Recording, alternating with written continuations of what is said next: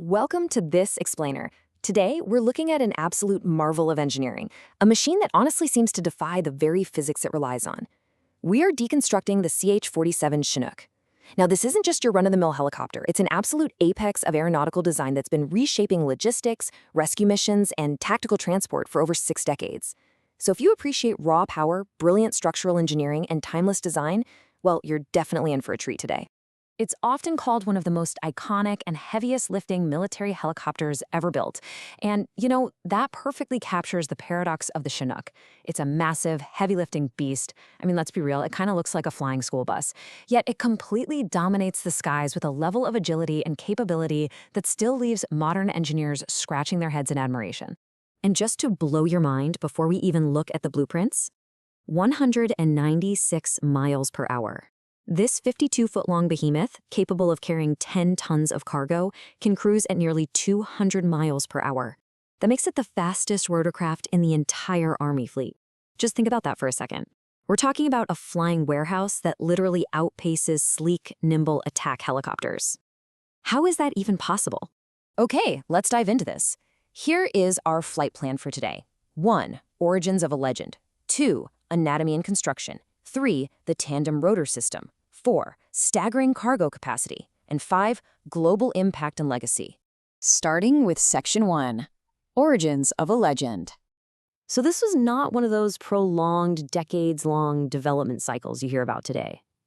Back in September 1958, a military design competition recommended Vertol to develop a new medium transport helicopter. By May 1959, specifications were approved and a contract was issued. And just 2 years later, in 1961, the CH-47 took its very first flight and was rapidly introduced right into service during the Vietnam War. It literally went from a drawing board concept to an absolute battlefield staple in breathtaking time. And before we move past its origins, the name itself carries some really profound history.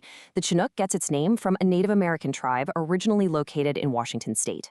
This cultural homage continues a long-standing Army tradition of naming its helicopters after indigenous peoples, which reflects a deep, enduring American legacy that gets carried across the globe every single time one of these machines takes flight. Moving right along to Section 2, Anatomy and Construction. When we start talking about the scale of this thing, the numbers are just staggering. An empty Chinook weighs 12 tons. The fuselage alone is 52 feet long. But when you include those massive spinning rotors, you're looking at a mind-boggling 98-foot total diameter. That is a massive physical footprint. So it begs the question, how do you build a frame strong enough to support that kind of intense dynamic load without it just snapping right in half? Well, this brilliantly illustrates the layout. The structure is actually divided into 4 distinct sections. Up front, you have the forward cockpit section, then the massive main cabin in the middle, the aft fuselage at the rear, and finally that towering aft pylon on the back. It's essentially built in these modular sections that are meticulously spliced together like a giant high-tech puzzle. And the real secret to its structural integrity is this concept right here: semi-monocoque construction.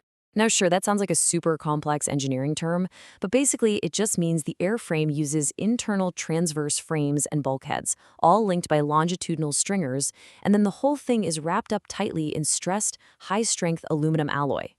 This specific design is what allows the frame to handle massive, concentrated loads, like the crazy intense torque from the twin Honeywell T55 engines, while somehow remaining incredibly lightweight and even buoyant enough for water landings. Section 3. The tandem-rotor system. I want to pose this question directly to you because it's probably the very first thing you notice when you look at its unconventional silhouette. Why doesn't the Chinook have a tail rotor? Think about it. Almost every single helicopter you see has a small fan on the back to keep the tail from just spinning wildly out of control. So why not this one? Here's the deal. In a standard helicopter, the main rotor spins, and the body naturally wants to spin in the exact opposite direction. That's torque. A standard tail rotor has to spend vital engine power just fighting that torque so you don't spin in circles.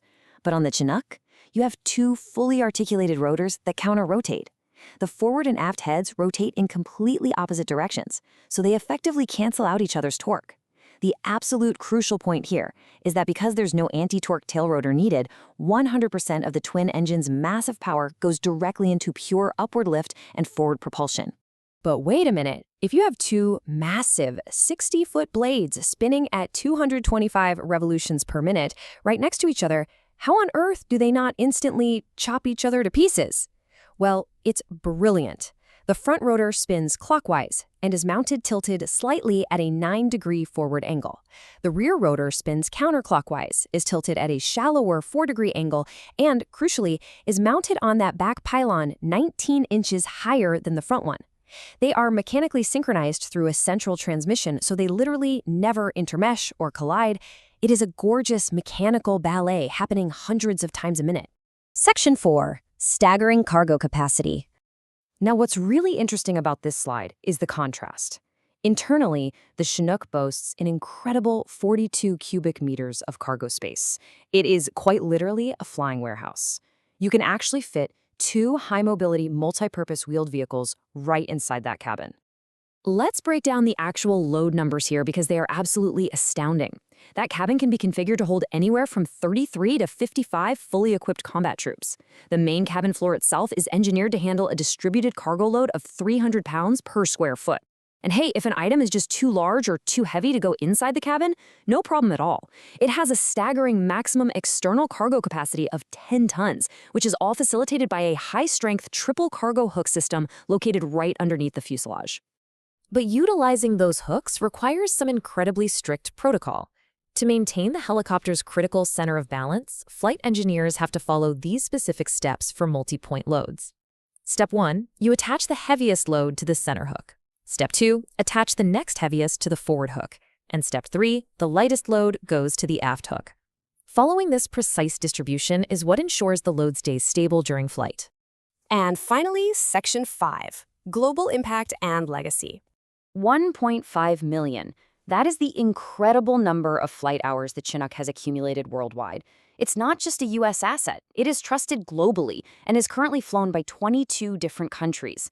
I mean, from hauling heavy artillery in combat zones to delivering critical aid and humanitarian missions across flooded or earthquake-stricken terrains, it simply does things that no other aircraft can do.